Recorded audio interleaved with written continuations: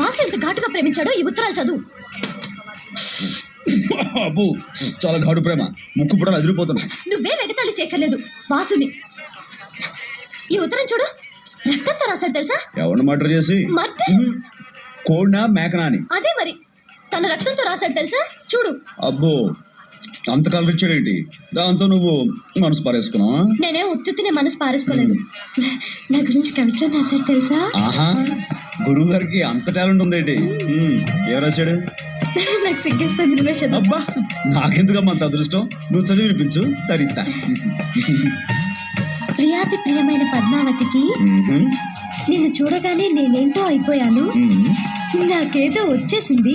ఇంకేం వస్తే మాయరోగం వస్తుంది. అదే మరి ఎగతాళి అవుతున్నది, నేను చదివేది నువ్వు విన్నంతే. చదువు చదువు.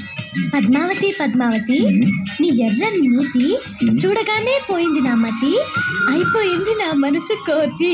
దాంతో నీ పని అయిపోయింది, అదో గతి. రామకృష్ణ గారు లేకపోతే ఏంటి?